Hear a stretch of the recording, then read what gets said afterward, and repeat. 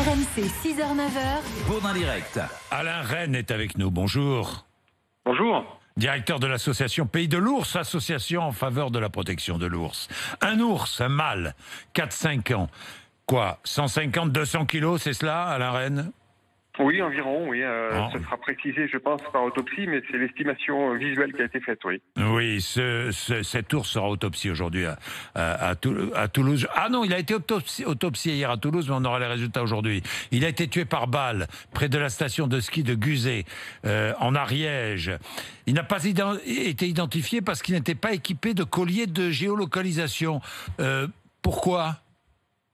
Parce qu'il y a très peu d'ours qui sont équipés de systèmes de localisation. En fait, il y en a 3 sur 52 qu'on a compté en 2019 dans les Pyrénées. Donc, vous voyez, il y avait assez peu de chances de tomber sur un de ceux-là. Mais bien sûr.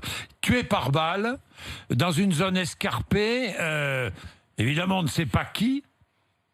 Une enquête ouverte. Oui, bien sûr. Hein. Pour l'instant, la personne qui a fait ça ne s'en est pas vantée. Et bien sûr, il va y avoir une enquête qui a été d'ores et déjà annoncée par la ministre de l'écologie avec dépôt de plainte. Et bien entendu, les associations vont également déposer plainte pour abonder effectivement au niveau de cette enquête. C'est le deuxième ours de l'année à être retrouvé mort. Vous demandez aussi à la ministre de le remplacer. Oui, absolument, parce qu'une enquête, ça suffit pas. D'abord, il n'est pas du tout certain qu'on retrouve l'auteur des faits et qu'il puisse être condamné.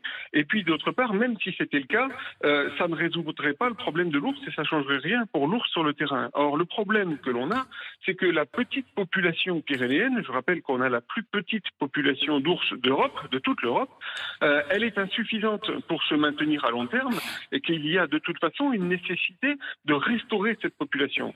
Alors, le gouvernement avait dit que dans l'immédiat, il n'avait pas l'intention de lâcher de nouveaux ours puisqu'il en avait lâché 2 en 2018, mais il a dit en même temps que tout ours, et il a même écrit, que tout ours qui mourrait de cause humaine serait immédiatement remplacé. Alors, je comprends même pas pourquoi la ministre de l'écologie n'a pas annoncé en même temps que la mort de l'animal, en même temps que l'enquête, pour être tout à fait clair que cet ours serait remplacé conformément à leurs engagements. Conformément aux engagements, une cinquantaine d'ours dans les Pyrénées qui vivent sans souci. Enfin, il y a quelques problèmes avec le pastoralisme. J'ai vu qu'une rallonge de 500 000 € au fonds alloué à la cohabitation entre pastoralisme et ours avait été annoncée par le gouvernement. Hein, c'est cela, Alain Rennes. Oui, tout à fait. Il y a des sommes importantes qui sont accordées. C'est important de concilier les enjeux économiques et les enjeux environnementaux. Donc il y a déjà des moyens importants qui sont accordés. Il y a eu une rallonge cette année. On n'est pas toujours d'accord sur les moyens, sur les mesures qui sont mises en œuvre.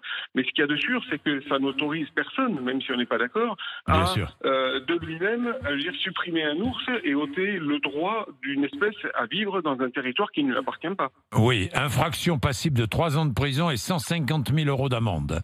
Destruction non autorisée d'une espèce protégée. Bien, Alain Rennes, j'espère que vous allez être écouté et que l'ours va être remplacé. Vous appelez 32 16 rmc.fr. Merci beaucoup Alain Rennes. Merci.